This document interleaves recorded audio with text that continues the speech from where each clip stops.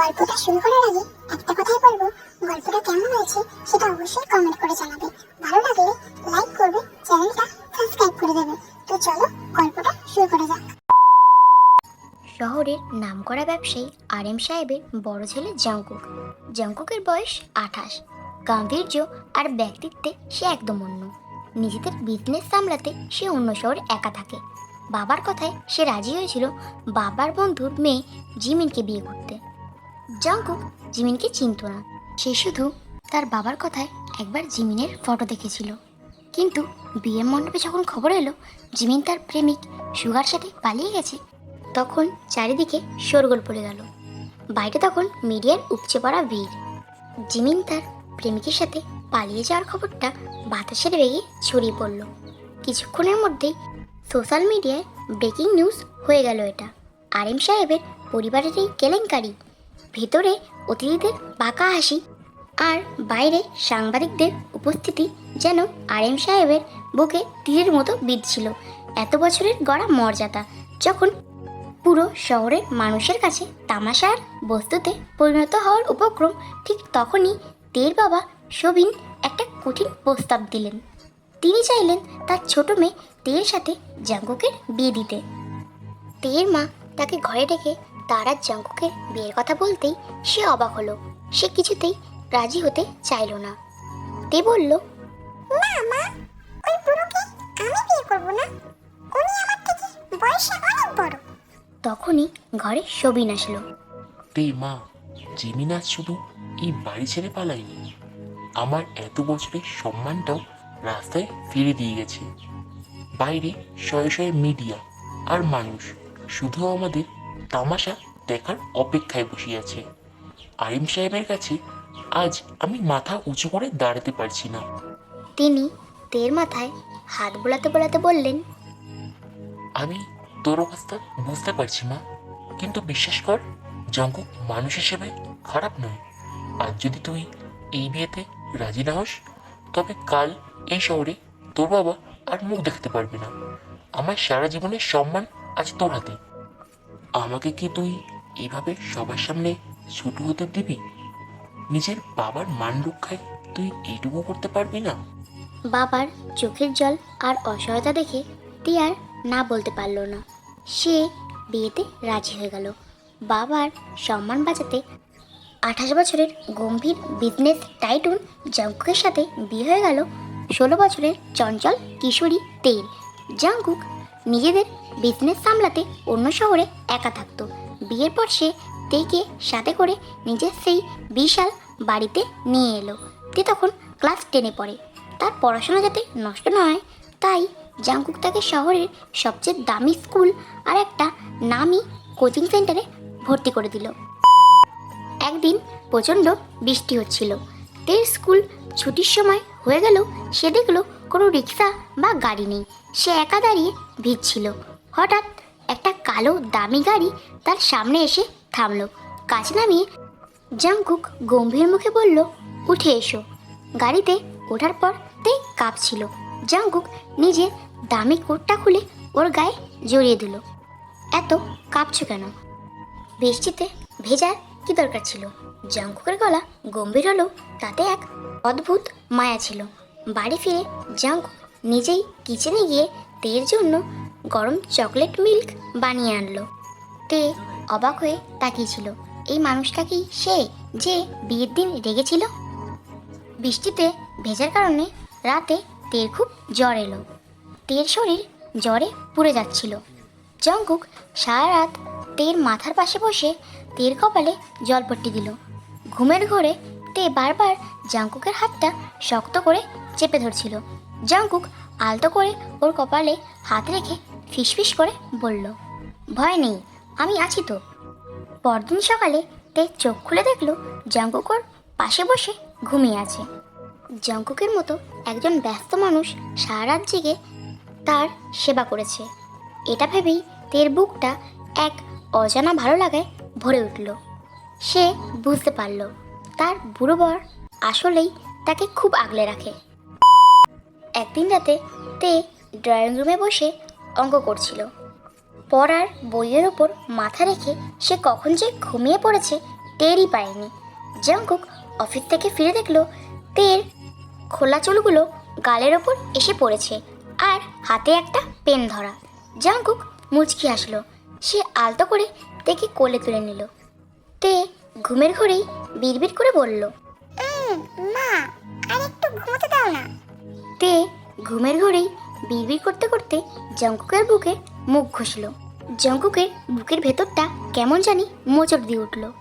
এত নিষ্পাপ একটা মেয়েকে সে নিজের জীবনে জড়িয়ে ফেলছে। সে আলতো করে তেকে বিছানায় শুইয়ে দিয়ে তার কপালে একটা চুমু খেলো। তের গায়ের চাদরটা ঠিক করে দিয়ে সে কিছুক্ষণ অপলক দৃষ্টিতে তের দিকে তাকিয়ে রইল।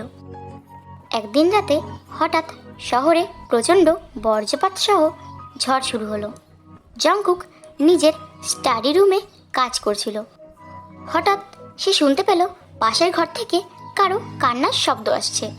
সে দ্রুত তের ঘরে গিয়ে দেখল অন্ধকারের মধ্যে বিছানায় বসে তে দুই কানে হাত দিয়ে ভয়ে দুকড়ে কাঁদছে।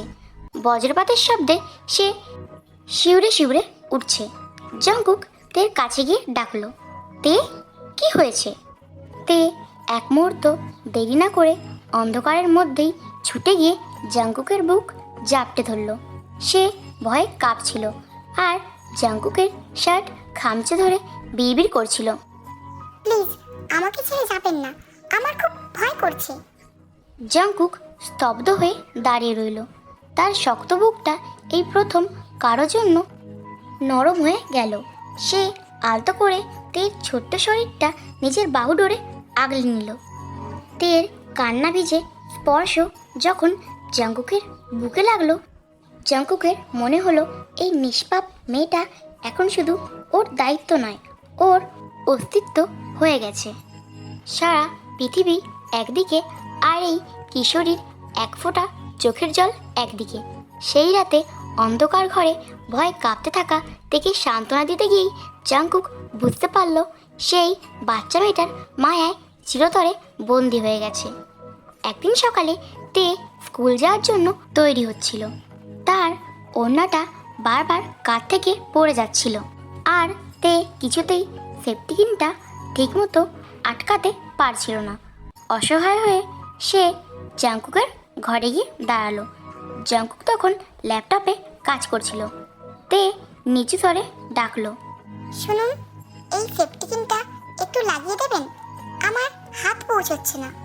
জাংকুক ল্যাপটপ রেখে উঠে এসে তের সামনে দাঁড়ালো। সে নিচু হয়ে খুব সাবধানে ওড়নাটা গুছিয়ে পিনটা আটকাতে শুরু করলো। পিনটা আটকাতে গিয়ে জাংকুকের আঙ্গুল বারবার তের কাঁধের নরম চামড়ায় স্পর্শ করছিল। জাংকুক লক্ষ্য করলো তের গায়ের সেই মিষ্টি ঘ্রাণ আর তের ছোট ছোট হাতগুলো। জাংকুকের বুকটা কেন জানি কেঁপে উঠল। পিন লাগানো শেষ করে সে তের চোখের দিকে তাকিয়ে খুব নিচু স্বরে বলল, বাইরে যাওয়ার সময় চুলগুলো সবসময় বেঁধে রাখবে, এভাবে চুল খুলে রাখবে না, আমার পছন্দ না। তে অবাক হয়ে তাকিয়ে রইল। সে বুঝতে পারল না এটা নির্দেশ ছিল নাকি জাংকুকের মন থেকে আসা সূক্ষ্ম অধিকারবোধ। বিকেলে তে স্কুল থেকে ফিরে দেখল জাংকুক ড্রয়িং রুমের সোফায় ল্যাপটপ কোলে নিয়ে ঘুমিয়ে পড়েছে। কাজের চাপে সে খুব ক্লান্ত ছিল। তে আলতো পায়ে জাংকুকের কাছে গিয়ে দাঁড়ালো। তে লক্ষ্য করলো ঘুমের ঘোরে জাংকুকের সেই গম্ভীর মুখটা কতটা শান্ত আর মায়াবী দেখাচ্ছে। তে হাত বাড়িয়ে আলতো করে জাংকুকের কপালের ওপর পড়া চুলগুলো সরিয়ে দিল। ঠিক তখনই সে দেখলো জাংকুকের পাশে একটা ডায়েরি খোলা, যেখানে জাংকুক তার অফিসের কাজের মাঝেও একটা পাতায় লিখে রেখেছে, তের জন্য কাল নতুন গল্পের বই আর চকলেট আনতে হবে। তের বুকটা এক অজানা আবেগে মোচড় দিয়ে উঠল। এই মানুষটা তাকে কতটা নিঃশব্দে আগলে রাখে।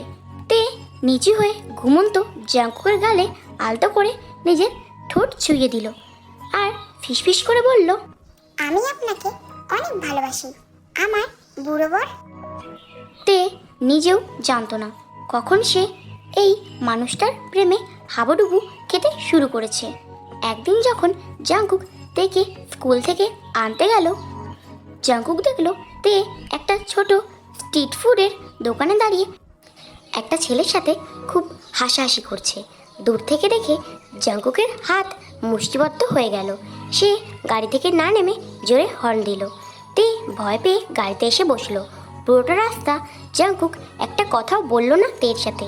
বাড়িতে ঢুকে জাংকুক একটা দামি হীরের লকেট ওর সামনে টেবিলের ওপর ছুঁড়ে মারল। তে অবাক হয়ে বলল, এটা কেন? জাংকুক ওর খুব কাছে এসে ওর ঘাড়ের কাছে ফিসফিস করে বলল, পরের বার যখন বাইরে যাবে এটা পরে যাবে, যাতে সবাই জানে তুমি কার সম্পদ। ওই রাস্তার ছেলেদের সাথে তোমাকে মানায় না। তের হার্টবিট তখন কয়েক গুণ বেড়ে গেল।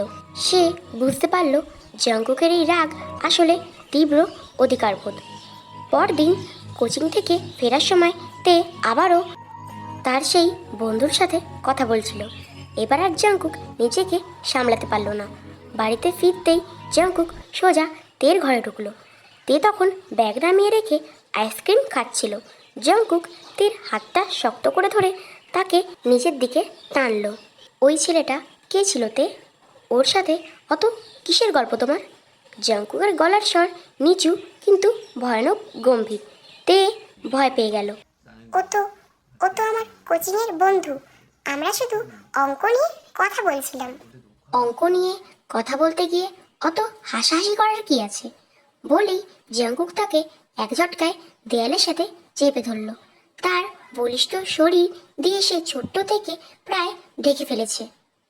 তের নিঃশ্বাস বন্ধ হয়ে আসছে। সে দুহাত দিয়ে জাংকুককে ঠেলে সরানোর চেষ্টা করলো। ছাড়ুন আমাকে, লাগছে আমার।